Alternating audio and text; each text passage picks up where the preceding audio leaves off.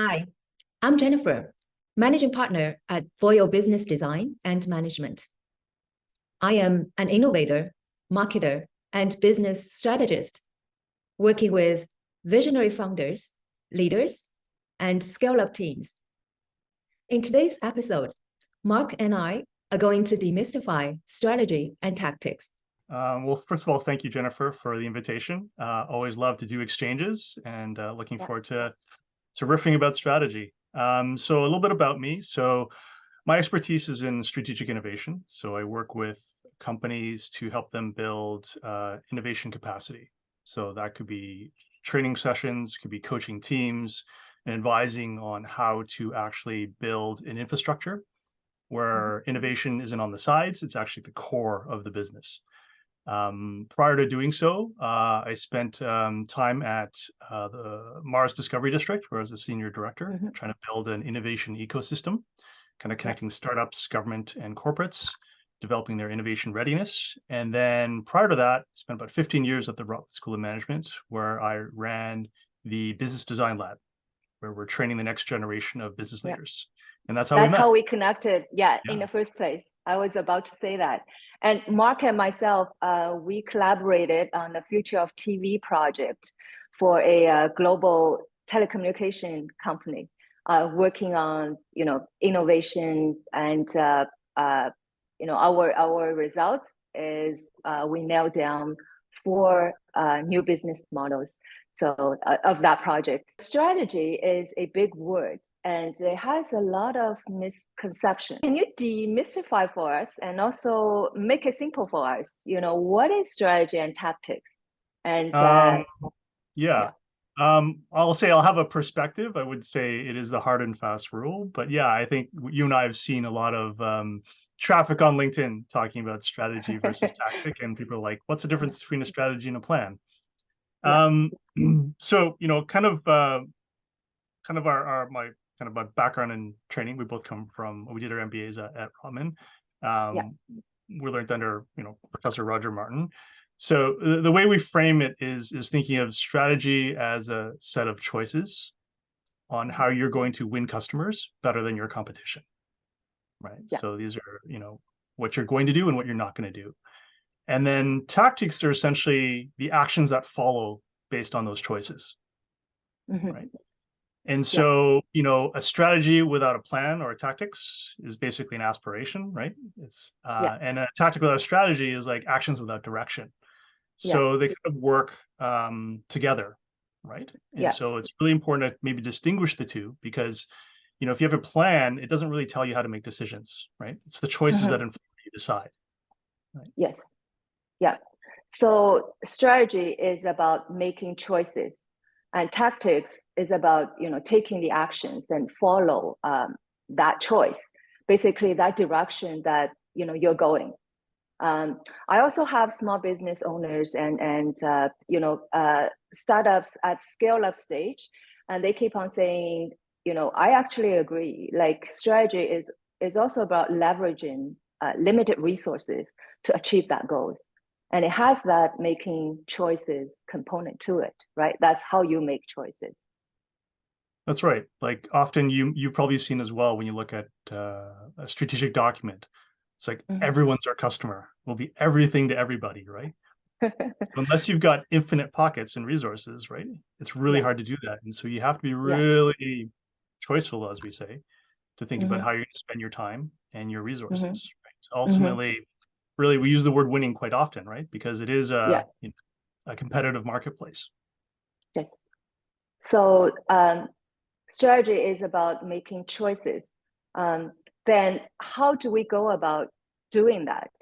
I know when we make choice, like everybody makes choices in our lives, right? We pick that product over this product. That is a choice. We don't call that a strategy.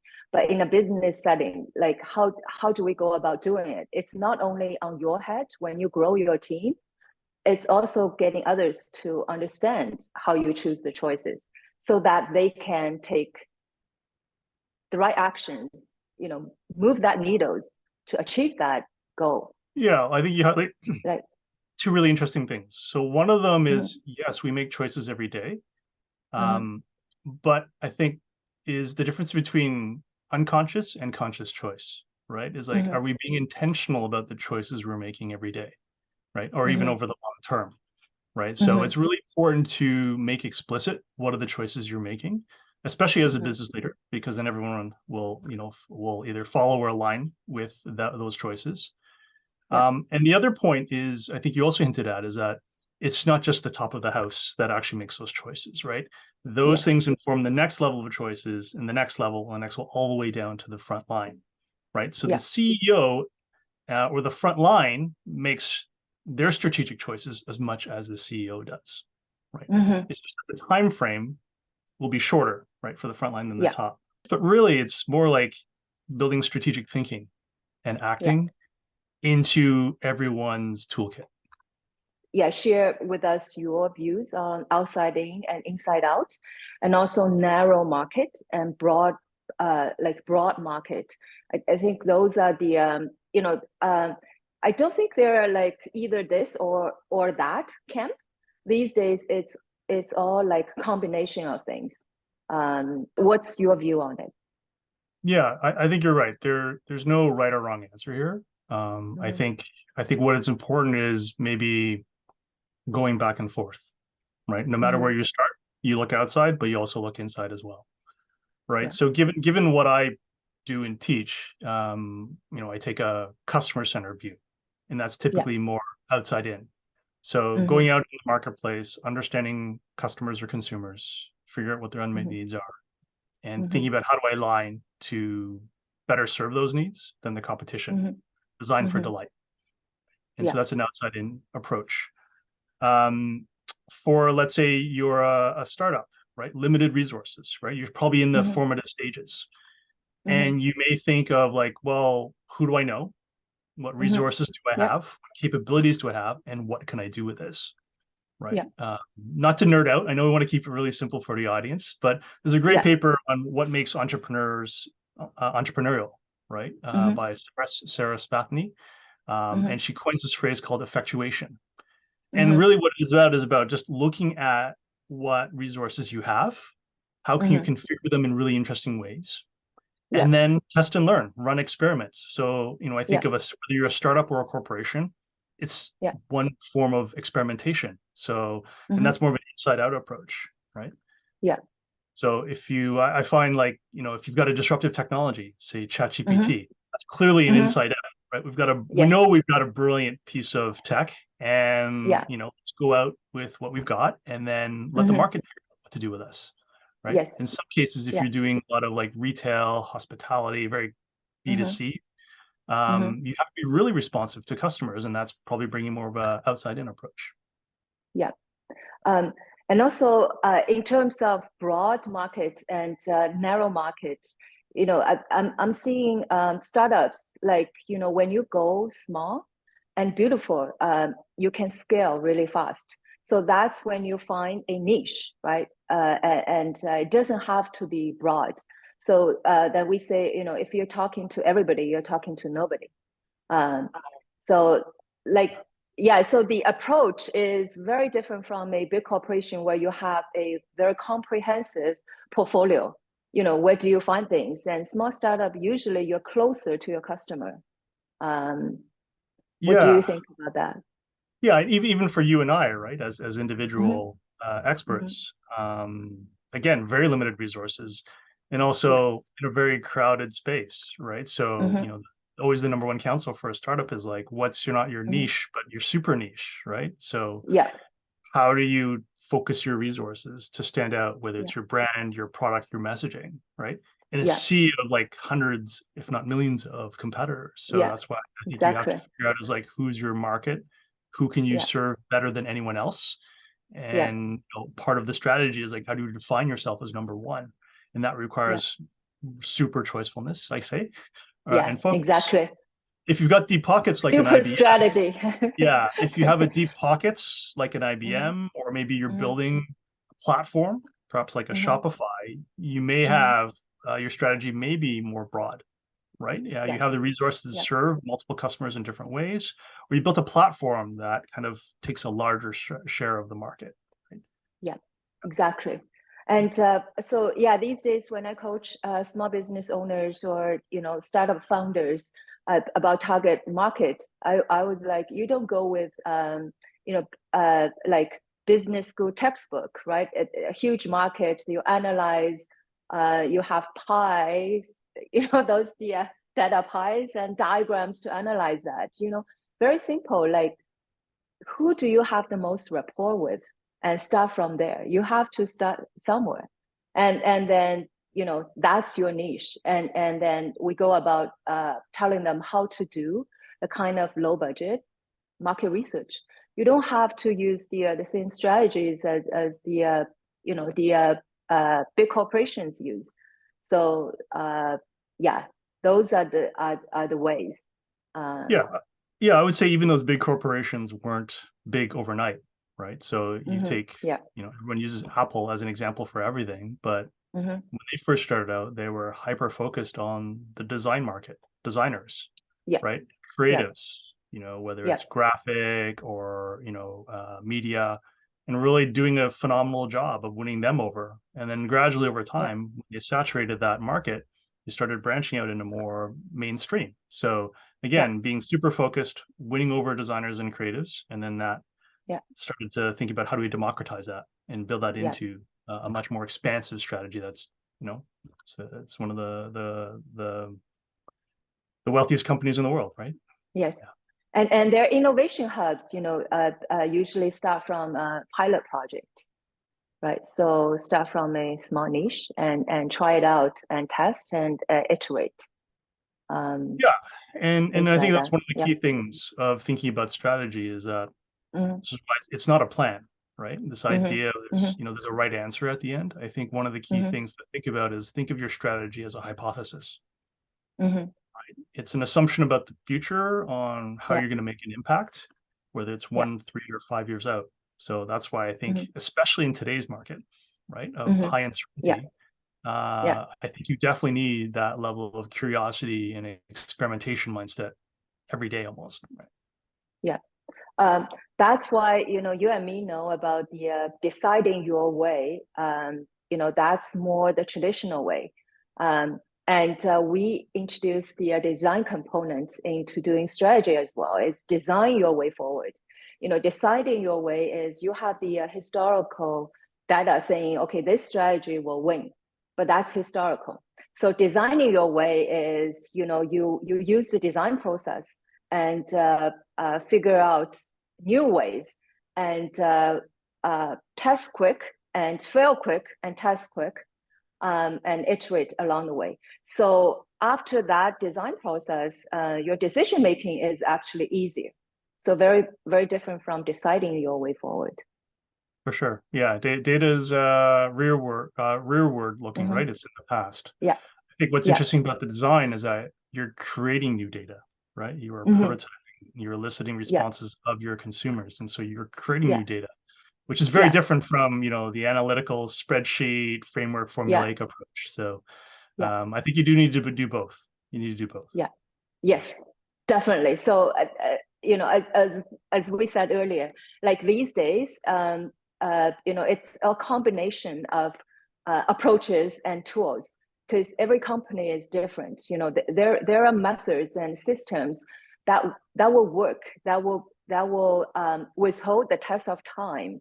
But there are also new methods and updates and new things. We professionals, we keep ourselves updated to all those things, and we've seen a lot of cases so that we can help businesses.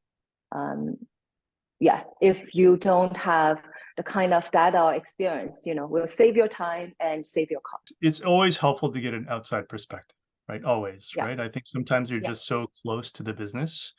You're just trying to keep things going, and sometimes it's always helpful to get multiple perspectives, right? So I think that's talk to your employees, talk to experts, talk to consultants. I think the more well-rounded you can see things, at least in theory, you make better decisions that way, right? Because you see the bigger picture, right, as opposed to this.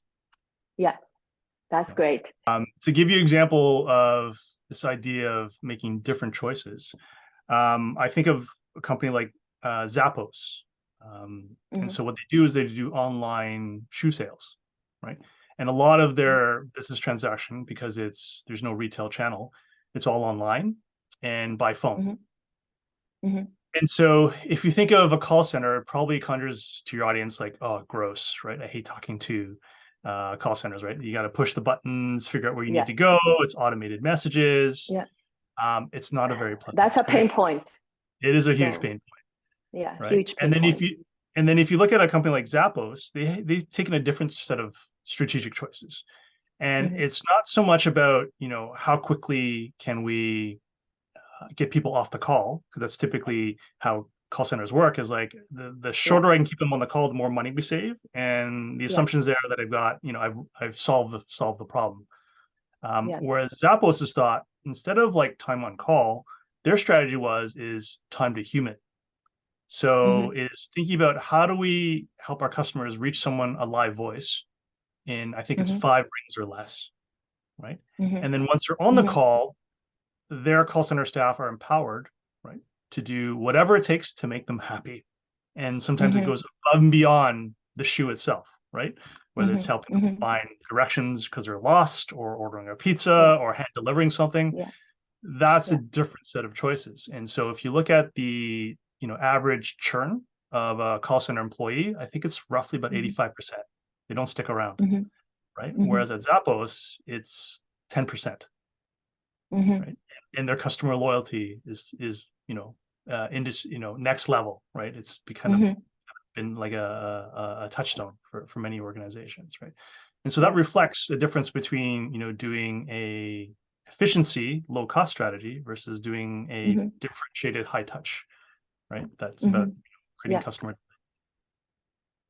So before we land on that decision, don't you think the question that we ask is very important, right? Because before you said how can we be more efficient? Then the question becomes, how can we make customers happy? So those are two very different questions going to two very different directions. The reason why I said that, in a lot of our innovation project, or when we go about doing strategy, is about asking the right questions. Then your answer will be different. Oh, absolutely. And then, how do we frame or reframe our questions, or reframe our challenges? Because at the very beginning, we thought we're solving this problem. But then after reframing, after understanding customers, and so we're actually solving a very different, problem. Yeah. For me, and probably you as well, right? It all starts with your customer at the end of the day, right? Yeah. Otherwise, if you talk about yourself first, it just becomes a cost-cutting exercise, which may or may not win over customers, right? So I think that's... And it becomes very mechanical. Yeah. And it is important, the efficiency, but then, what kind of customer or stakeholder, people problem are we solving? That's where, in our practice, we focus more on, it's the human-centered problem solving. Yeah. And it's the idea of like driving efficiency, optimizing your business, minimizing waste and cost. Those are table stakes for every business. You should always figure out how do you run more efficiently and more effectively with what you've got. But it's the other side of like, how do you win customers better than your competition? That's more strategic, right? That's optimization. The other one's a strategic. You're making choices there, and I think that's where the fun and creativity comes into it, right? And there's no right answer, right? It's ripe for innovation, and I think that's where strategy plays. It's not kind of figuring out like what's the optimal plan to cut costs, right? That's a different exercise, and so not to confuse the two. Yeah, totally. Thank you for that clarification. No problem. So before we wrap up today, I've also collected some fun facts. Like I'd like to share with our audience.